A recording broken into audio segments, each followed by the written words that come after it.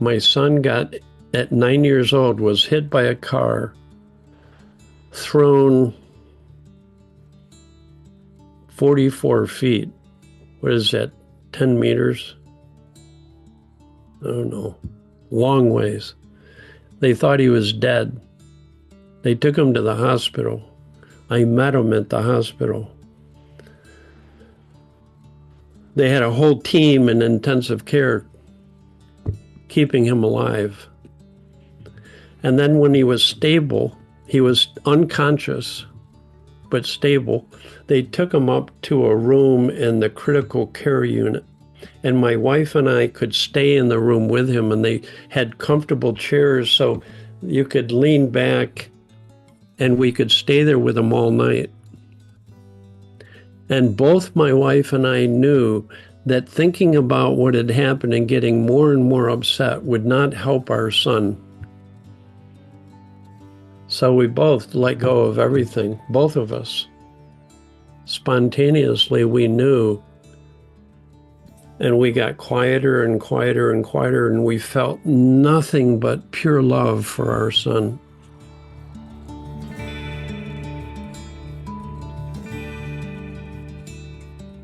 And then this is how wisdom works. It brings you what you need when you're fully open and receptive to it.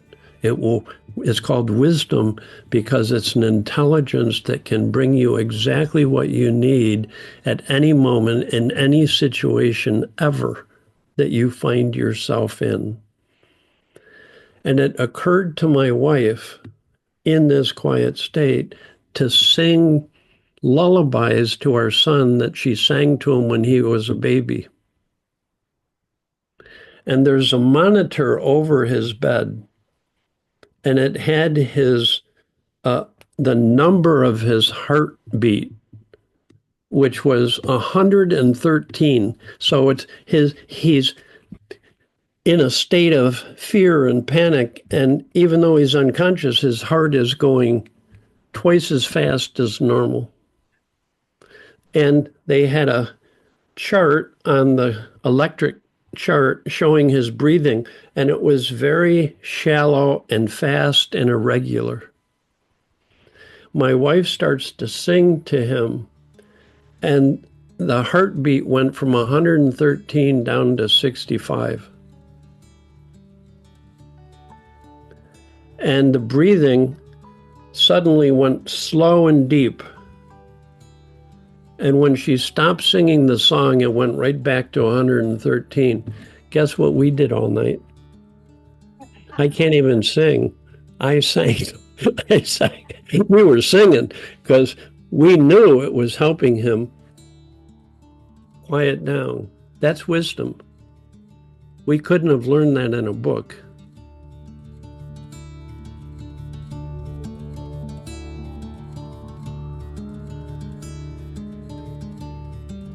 My daughter the next day is with my son, and hospital rooms can be pretty plain. And she had the idea of going home to his bedroom and getting his favorite posters and bringing them in and putting them up on the wall. And people were sending flowers, so we put all the flowers around his bed. People brought food. We put all the food under the bed. People were sending cards, so we put cards up all over the wall. It was like Neiman Marcus at Christmas time in his room. And my wife and I kept coming back to this quiet presence and bringing love to him and to the nurses that came in and the doctors. And pretty soon the nurses and doctors, even when they had finished their shifts, would come back and be with us because they just loved being in that feeling. And the doctors said after a few days, we've never seen anybody recover faster from their injuries than your son.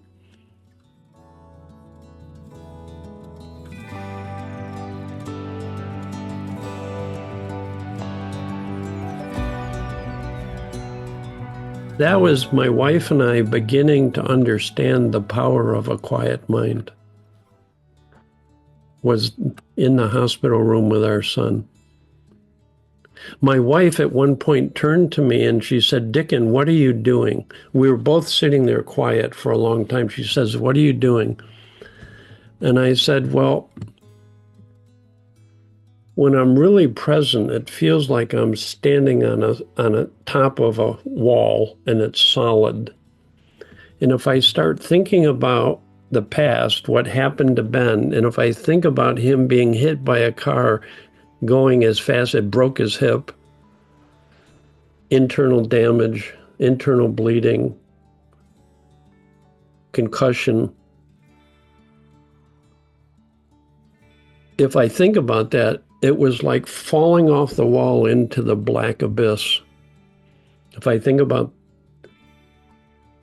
go into memory or imagination about the past, if I think about the future, I was thinking my son is going to be crippled for life. He's going to be connected to machines his whole life, or he's going to be brain dead.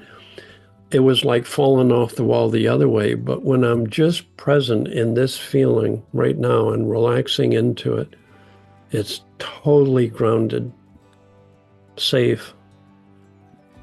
And I felt like then I could bring love to my son, which I knew that's what intuitively I knew he needed love, not fear, not anger, not upset. After 3 days, I went home to take a shower, changed my clothes. I get a phone call while I'm home, and it was the young college boy that had hit my son. And he said, "I've been calling the hospital to try and find out how he is, but they wouldn't tell me." And he was crying. And he said, "And no one will tell me how he's doing because I'm not a relative." I talked to him for half an hour. And the last thing I wanted to do is to get into my head around blame and anger and upset with this kid.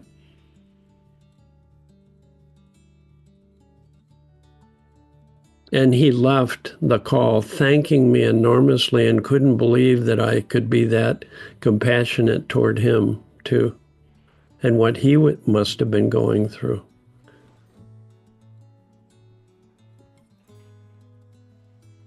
I get a call right after that. Isn't this interesting? I'm home. Right after talking with him, I get a call from his insurance company, and they wanted to know how much I would be willing to settle for, because they were sure I was going to sue him. I never did. It was the last thing on our mind. We didn't want to be thinking about any of that. We just wanted to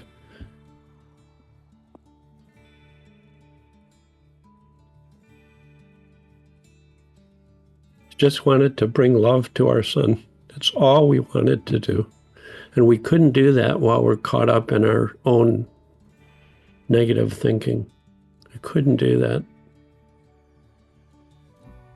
It's when I started to see that no matter what circumstance you're in the quiet moment of the now, you can always access love. No exceptions.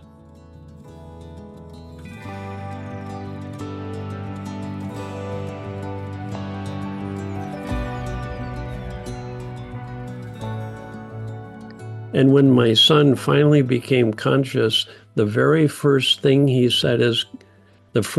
said, "Can I make a phone call?" We said, "Yes, anybody you want." What do you want to call? He wanted to call the boy that was with him, that saw him, his friend who saw him get hit. His first thought was not for himself, it was for this other boy, because he had been surrounded by this love. I've been with people who are dying. I find that feeling. I can still feel sad. It comes and goes, but I find that feeling, that Sid would say, always look within. There's a quiet beneath the noise of your thinking, the quiet of being present.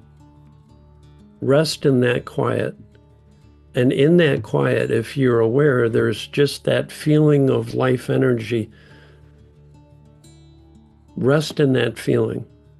And if you're in a quiet mind and a deep feeling, you'll know what to do. It'll guide you no matter what's happening, no matter what your situation.